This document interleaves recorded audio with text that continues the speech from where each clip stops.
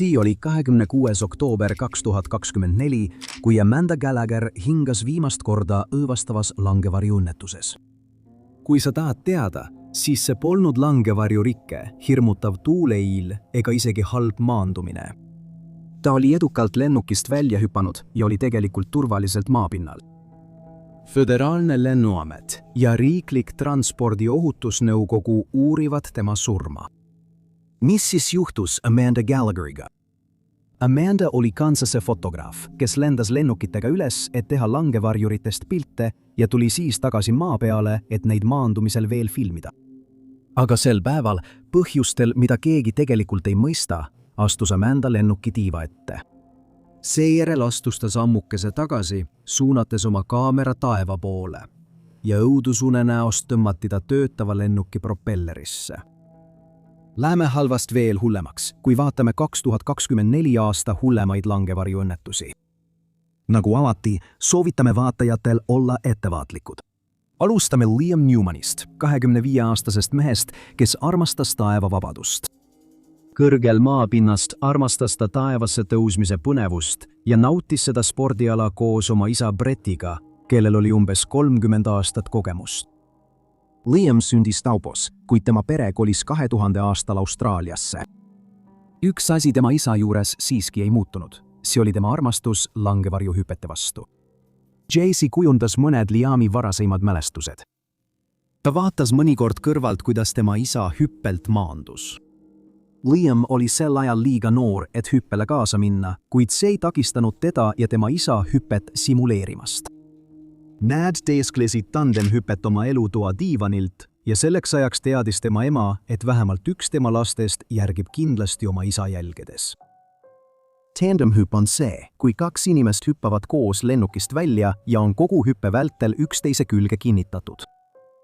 Tandemhüpe on hea valik algajatele, kuna see võimaldab ilma litsentsita inimestel kogeda langevarjuhüpet, olles kinnitatud kogenud instruktori külge. Algajana oled sa hüppest maandumiseni kinnitatud litsenseeritud ja kogenud langevarjuri külge. Kui Liam oli 5-aastane, sai tema isa Brett eriloa, et võtta oma poeg kaasa ühele oma tandemhüppele. See tähistas esimest paljudest langevarjuhüpetest, mis isa poega ees ootasid. Brett oli tandem langevarjuhüpete instruktor ja see ainult suurendas Liami huvi langevarjuhüpete vastu. See oli kõikjal, kuhu ta lapsena vaatas.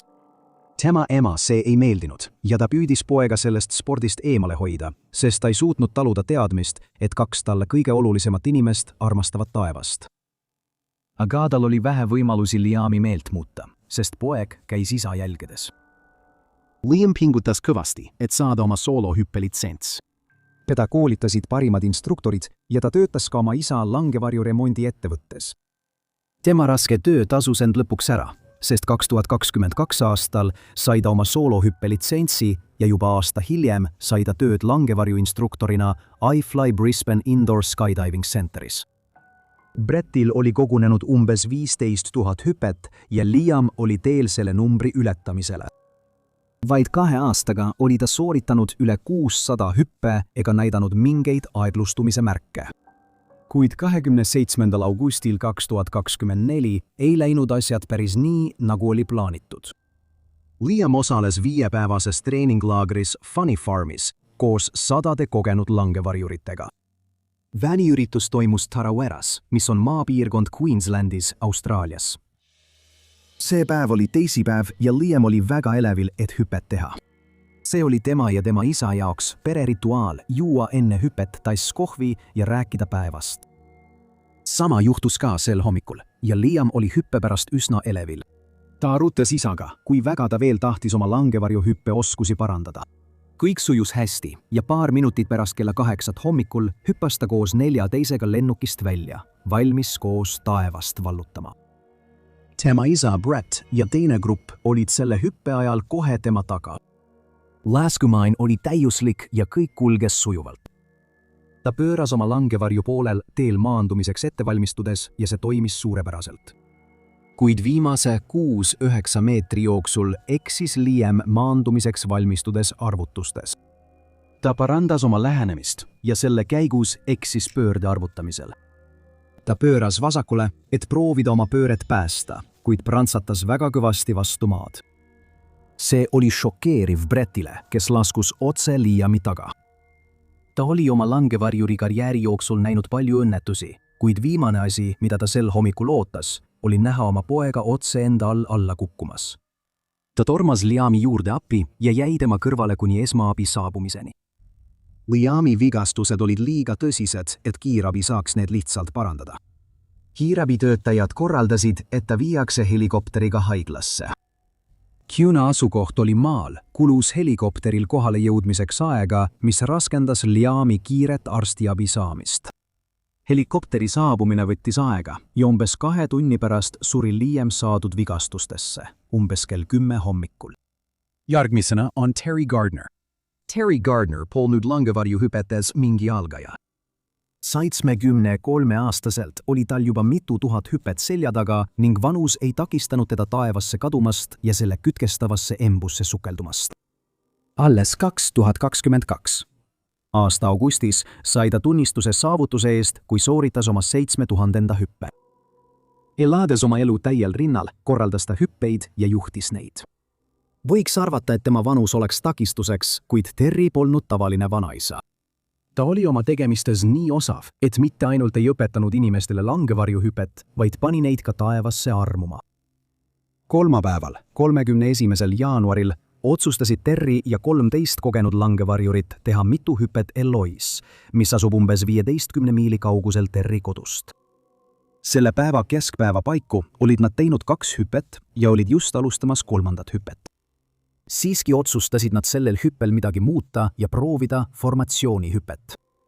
Nagu nimigi ütleb, on see teatud tüüpi langevarjuhüpe, kus mitu langevarjurit hüppavad koos kindlas formatsioonis ja tavaliselt hoiavad üksteise jäsemetest kinni. See formatsioonihüpe toimus umbes 14 000 jala kõrgusel. Formatsioonihüpe on keeruline manööver, mis nõuab langevarjuritelt õhus koordineerimist ning kõrget oskust ja täpsust. Nad hüppasid lennukist välja ja hakkasid üksteise poole triivima, et formatsiooni alustada. Kuid vahetult enne formatsiooni täielikku moodustumist avas Terry oma langevarju, et teha lihtne manööver, kuid tema põhilangevari ei avanenud täielikult, et aeglustada tema laskumist. Langevarjuhüpetel kasutavad nii eksperdid kui ka algajad 2 langevarju, põhilangevarju ja varulangevarju.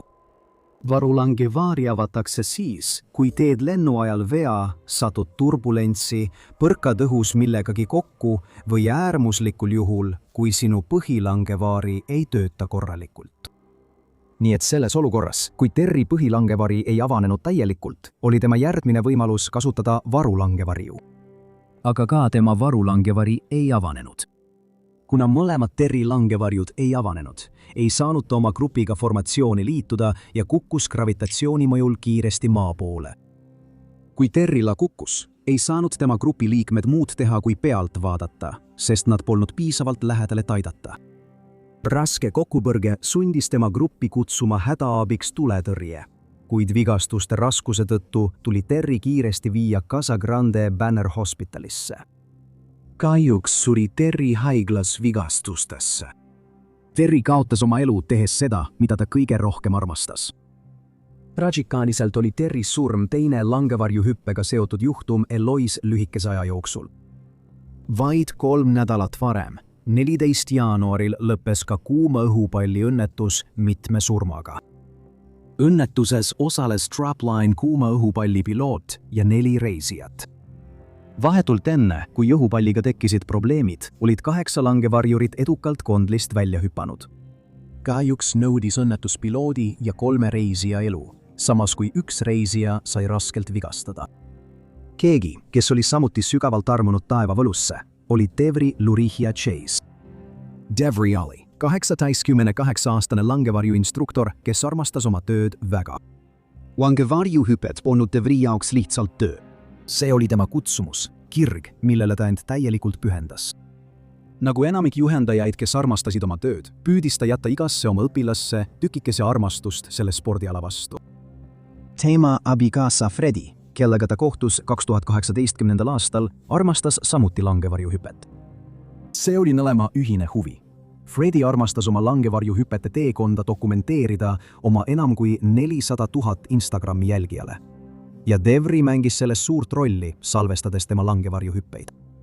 2022 aastal otsustas Devry kolida Maine'ist Californiasse ja umbes samal ajal sai ta töökoha instruktorina Skydive Pariisis. 28-aastane Devry jagas endiselt oma armastust selle spordiala vastu ning oskas suurepäraselt teistele langevarjuhüppamist tutvustada. Kõik oli korras, kuni enam ei olnud. Redel 2. augustil 2024 läks ta langevarjuhüppele nagu igal teisel päeval. Devry oli sellega tegelenud terve päeva, tehes hüppeid üksteise järel ja jagades oma armastust taeva vastu nendega, keda ta koolitas. Kui ta valmistus oma viimaseks hüppeks, tundus rutiin tuttav ja rahustav.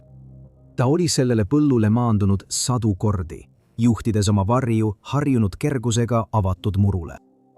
Ja sellel viimasel hüppel tegi ta tandemhüppet koos ühe oma õpilasega, 28-aastase Kayla Blackiga. Kui nad laskusid, avanes nende all tuttav Skydive Paris vaatepilt, üks maailma suurimaid ja kõige hinnatumaid langevarjuhüppealasid. See asub Pariisis, Californias ning on tuntud oma ideaalseid langevarjuhüppe tingimuste poolest, meelitades kohale inimesi üle kogu maailma. Kuid sel päeval varjas taevas endas varjatud ohtu. Sellel viimasel laskumisel, kui ta pööras oma varju maandumiseks joonduma, märkas ta midagi ebatavalist. See oli just selline asi, mida kogenud langevarjurid teavad tähele panna. Tolmukeeris, üks neist lühiajalistest, kuid ohtlikest tuulekeeristest, mis tekivad tugeva kuumuse korral. Tolmukeerised tekivad siis, kui maapinna lähedal olev kuum õhk tõuseb kiiresti läbi jahedama õhu, tekitades väikeseid, kuid tugevaid tuulekeeriseid, mis võivad langevarjuritele tõsist ohtu kujutada, häirides nende langevarju lennuajal. Enamiku inimeste jaoks on need tolmukeerised ohutud, lihtsalt keerlevad õhusambad, mis on sageli rohu kohal nähtamatud. Aga langevarjurite jaoks on need tõsine oht, ettearvamatud ja potentsiaalselt surmavad. Kui juta ette, et oled kõrgel taevas ja juhid oma langevarju nagu tõeline ekspert, siis ootamatult tekib sinu all peidetud tuulekeeris. Sa seisad silmitsi hetkega, kus pead tegema otsuse, mis võib tähendada vahet turvalisuse ja katastroofi vahel. Sa ei taha, et sind tabaks selline keeris, kui oled õhus. Ta reageeris koheselt, juhtides oma varju sellest mööda nagu tõeline ekspert. Aga just siis, kui ta esimesest tolmukeerisest mööda põikas, tekkis ootamatult veel üks. See keeris tekkis otse tema all, olles rohu kohal nähtamatu ja tabas teda ootamatult. Silmapilkselt tõmmati Devrys varikatus kontrollimatusse pöörisesse. Keeristormi jõud väänas tema langevarju ja hoolimata tema kogemustest polnud võimalik olukorda päästa. Tema ja Kayla sööstsid maapuule. Kui nad maandusid Getz Roadi lähedal põllule, saadeti sündmuskohale Riverside'i maakonna šerifi osakonna asetäitjad, kes leidsid nii Devry kui ka Kayla raskete vigastustega. Devry oli teadvuseta, kuid hingas veel, kui esmaabi temani jõudis. Umbes kell 14:30 saabusid kiirabiteenistused, et nad haiglasse toimetada. Siiski olid Devry vigastused väga rasked ja mõlema päästmiseks tehti kõik endast olenev. Tema elu ja Kayla elu. Devry abikaasa jõudis haiglasse just õigel ajal, et olla tema kõrval. Varsti pärast tema saabumist kuulutati Devry Inland Valley Medical Centeris surnuks. 2 päeva hiljem, 4. augustil suri ka Kayla Riverside'i ülikooli tervisesüsteemide meditsiinikeskuses pere tema kõrval. Pärast seda tragöödiat leidis Kayla perekond lohutust tema otsuses olla elundi doonor. Oma isetu kingitusega elab Kayla pärand edasi, pakkudes lootust ja uusi algusi teistele. Devry ja Kayla jaoks oli langevarjuhüpped kirg, mis viis neid vaimustuse tippu. Nende elu oli pühendatud sellele spordile ja lõpuks leidsid nad mõlemad rahu, tehes seda, mida nad kõige rohkem armastasid. Langevarjurid on sportlased, kes on oma hirmud ületanud ja omaks võtnud lendamise vabaduse. Carolina Munoz Kennedy on üks sellistest inimestest ja tema jaoks oli langevarjuhüpe nagu kingitus iseendale. Carolina oli 2 päeva varem saanud 40 ja ta oli otsustanud seda tähtpäeva tähistada omal kartmatul moel, tehes seda, mida ta kõige rohkem armastas. 29. oktoobril 2024 veetis ta päeva langevarjuhüppeid tehes Boituvas, Brasiilias, kohas, mis on tuntud oma ideaalse ilma ja hingematvate vaadete poolest. Hüpe järel liugles ta taevas, jagades seda põnevust ja vaimustust, mis oli alati tema seikluslikku vaimu toitnud. Carolina jaoks, kes töötas Tšiilis nii füsioterapeudi kui ka kiropraktikuna, polnud langevarjuhüpped lihtsalt hobi. See oli tema elukire ja armastatud väljakutsete väljendus. See päeva viimane hüpe pidi olema tema pidulike hüpete suur finaal. Kuni selle hetkeni oli kõik sujunud tõrgeteta. Ta oli teinud lugematul hulgal edukaid hüppeid, sealhulgas mitu samal päeval, ning oli hästi treenitud langevarjur, kes tundis nii spordi tehnilisi nõudeid kui ka emotsionaalset pinget. Kuid laskumise ajal võtsid asjad ootamatu pöörde. Kui Carolina avas oma põhilangevarju, oli midagi valesti. See ei avanenud korralikult. Äkitselt hakkas ta langema kiiremini, kui oleks pidanud. Tema kiirus kasvas, kui ta püüdis kontrolli taastada. Ta jäi keskendunuks. Tema väljaõpe tuli kasuks ja ta otsustas kiiresti varuvarju avada. Kuid varuvarjunöörid läksid peaaegu kohe avanemisel sassi, vangistades ta kiirelt pöörlevasse ja segadust tekitavasse keerisesse. Maapealsed pealtnägijad jälgisid õudset vaatepilti, olles hirmus tardunud, kui nad nägid teda taevas kontrollimatult keerlemas. Maapinnaldsed pealtvaatajad vaid loota, et Carolina leiab viisi, kuidas pöörlevast langemisest vabaneda, tema kuju muutudes taevataustal väikeseks, ärevalt liikuvaks täpiks. Südantlõhestavast sündmusest filmitud kaadris võitles ta õhus, näides hetkeks kontrolli saavutavat. Kuid siis muutis tema langevari suunda, kaldudes rajalt kõrvale lähedal asuva tee poole. Nendel viimastel hetkedel suutis Carolina teha hädamanöövri, et end stabiliseerida. Aga sellest ei piisanud. Tema keha kadus puulatvade taha ja siis kostis kokkupõrkeheli. Vaatamata jõhkrale kukkumisele pisis Carolina siiski veel elus. Ta hingas veel, kui ta seal maas liikumatult lamas. Lähedal viibijad tormasid tema juurde, paljud veel šokis, püüdes samal ajal hädaabiteenistustega ühendust võtta. Valitses vaikne õudus, kui pealtnägijad kogunesid ümber, teadmata, kas nad saavad teha midagi enamat kui lihtsalt oodata ja loota. Kui parameedikud saabusid, andsid nad Carolinale kohe stabi, tegutsedes kiiresti, et teda hinnata ja stabiliseerida. Ta viidi kiiresti lähimasse haiglasse, kuid hoolimata kõigist pingutustest olid tema vigastused liiga rasked. Ta suri peagi pärast meditsiinikeskusesse jõudmist. Tema surm jättis sügava kaotuse tunde kõigile, kes olid selle tragöödia tunnistajaks.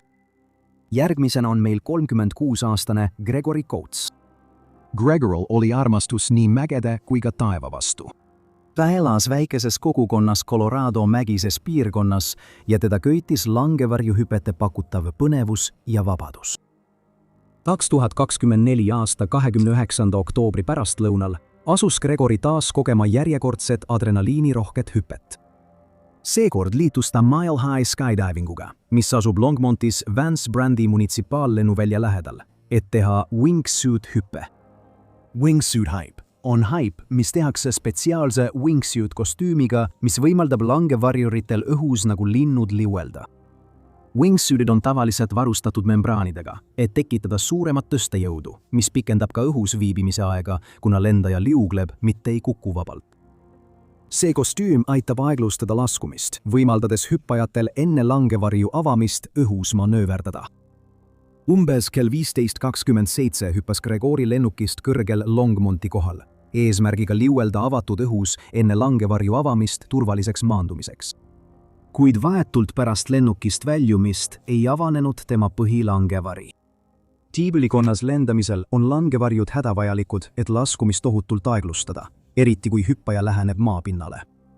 Tiibülikonnas lendamisel võib isegi väike rike olla katastroofiline, sest tiibülikond nõuab laskumise juhtimisel suuremat täpsust. Rike vastanud, hindas Gregory kiiresti oma võimalusi ja läks viimases katses stabiilsuse saavutamiseks ja ohutult maandumiseks üle varulangevarjule. Kuid ka varulangevari ei töötanud korralikult, jättes ta vabalangemisse. Gregory püüdis säilitada kontrolli, kui ta oma tiibülikonnas alla sööstis. Kuid ilma töötava langevarjuta oli langemist võimatu peatada. Pealtnägijad maapinnal Nelsoni tee ja Grandview Meadows Drive'i ristmiku lähedal said vaid õudusega vaadata, kuidas nad nägid teda allapoole keerlemas. Ilma aja ja võimalusteta kukkus Gregory tugevalt avatud põllule, Vance Brandi munitsipaallennujaamast lõuna pool. Kujutage ette, et vaatate maast ja näete langevarjurit, kes äkitselt õhus võitleb. Sinu süda hakkab kiiremini lööma, kui saad aru, et midagi on valesti läinud. Lähedal olnud pealtnägijad helistasid numbrile 112 ja hädaabiteenistused saabusid sündmuskohale peagi pärast seda. Kuigi kiirabi jõudis temani kiiresti, ei saanud nad enam midagi teha, et tulemust muuta. Gregory oli lahkunud. Boulderi maakonna kohtuarst kutsuti kohale, et kinnitada Coates'i isikut ning uudis tema surmast levis kiiresti, tuues nii kohalikku kui ka langevarjurite kogukonda kurbust ja šokki. Gregory jaoks oli langevarjuhüpped olnud viis vabaduse leidmiseks ja lennupiiride avastamiseks, kuid selle päeva sündmused heitsid tema seikluslikule pärandile südantlõhestava varju. Gregory Coates'i traagiline surm tõstatas tõsiseid küsimusi turvameetmete ja varustuse töökindluse kohta Mile High Skydivingus, ettevõttes, mis tema hüpet korraldas. Longmonti lähedal asutatud Mile High Skydiving on aastaid pakkunud langevarjuhüppe elamusi, kuid on pärast mitmeid õnnetusi sattunud ka kriitika alla. Tegelikult on Coates'i surm 5. surmaga lõppenud juhtum, mis on seotud selle ettevõttega alates 2018. aastast, tekitades kohaliku kogukonna seas muret ohutusstandardite pärast. Surmajuhtumite hulka kuuluvad 23-aastane mees, kes hukkus 2018. aastal Mile High'ga hüpates. Tandemhüpe 2008. aastal, mis nõudis nii instruktori kui ka õpilase elu. Ning 2021. aasta juhtum, mille tagajärjel suri 26-aastane üksikhüppaja boulderist. Isegi kui ohutus on esikohal, tuleb alati ootamatuks valmis olla. Ja see kehtib ka José de Alencar Lima Juniori kohta. José polnud taevas võõras. 41-aastaselt oli ta veetnud üle 2 aastakümne langevarjuhüpete põnevas maailmas. Brasiiliast pärit mees, kes oli kolinud Saksamaale, José oli nii austatud langevarjuhüpete instruktor kui ka kogenud Brasiilia armee langevarjurite brigaadi veteran. Tema armastus kõrge adrenaliiniga seikluste vastu oli viinud teda läbi lugematute hüpete, juhendades õpilasi ja sõpru langevarjuhüpete põnevuse ja meisterlikkuse poole. Kuid kui ta naasis Brasiiliasse, et perekonda külastada, plaanis ta selleks puhuks midagi veidi teistsugust. Kirtiiva katse maalilises, kuid väljakutsuvas São Conrado Pedra Bonita maastikus 3. novembril 2024. Pedra Bonita kaljud pakkusid täiuslikku tausta ning need on tuntud oma vapustavate vaadete ja populaarsuse poolest seiklusentusiastide seas. Kirtiibadega lendamine on spordiala, mis ühendab langevarjuhüpete adrenaliini paraplaaniga lendamise kontrolliga ning nõuab täpsust ja kogemusi. José jaoks oli see loomulik areng, viis suunata oma kogemused millessegi värskesse ja elektriseerivasse. Kui José sel selgel pühapäeva hommikul oma hüppeks valmistus, oli ta omas elemendis. Tihe mets, kaljused kaljud ja avatud taevas tegid sellest just sellise koha, mida José armastas avastada. Seiklusliku vaimu poolest tuntud José valis tavapärase stardirambi asemel künkliku raja, mis viis otse kalju servani. See oli kaalutletud risk, mida José oli varemgi võtnud, kuid mis nõudis täielikku tähelepanu ja kontrolli. Varjuga valmis, alustas José jooksu kalju poole. Kuid kui ta kalju servale lähenes, takerdus tema jalg ootamatult varjatud auku, mis pani ta komistama. Tema langevari, mis vaevu avanes, ei jõudnud täielikult avaneda ega teda stabiliseerida. Ta paiskus peaaegu kohe kontrollimatusse langemisse, kaotades väärtuslikke sekundeid tasakaalu taastamiseks. Tunnistajad vaatasid šokis, kuidas José võitles. Tema keha keerles ja kukkus mööda kaljuserva alla, kadudes tihedasse metsa allpool. Jaamatav videomaterjal jäädvustas selle südantlõhestava hetke, näidates, kuidas osav instruktor oli täielikult järsu languse meelevallas. Tema maandumine, peaaegu 250 meetrit allpool, oli karm ja kivisel, raskesti ligipääsetaval alal, kuid päästjad kiirustasid talle appi jõudma. Tunde otsisid päästemeeskonnad kaljusid ja lõpuks leidsid houskeha. Kokkupõrkel sai ta surmavaid vigastusi. Need, kes tundsid House'id kõige paremini, meenutavad teda hiljem kui inimest, kes elas elu täiel rinnal, seiklusliku hinge ja vankumatu vaimuga. Tema traagiline kukkumine juhtus vaid kuu pärast seda, kui Brasiilias hukkus langevarjuõnnetuses Carolina Muñoz Kennedy. Enamik inimesi peab langevarjuhüpet kõrge riskiga spordialaks, kuid 2023 aasta seisuga oli langevarjuhüpete surmajuhtumite määr 0,27 iga 100 000 kohta. Ja täielikult väljaõppinud langevarjurite puhul on keskmine vigastuste määr 0,25 vigastust 1000 hüppe kohta ehk 1 4000 kohta. Nii et, mis sa arvad? Kas oled valmis taevaseid elamusi kogema? Aitäh vaatamast ja kohtume järgmises videos. Ole julge ja ela vapralt!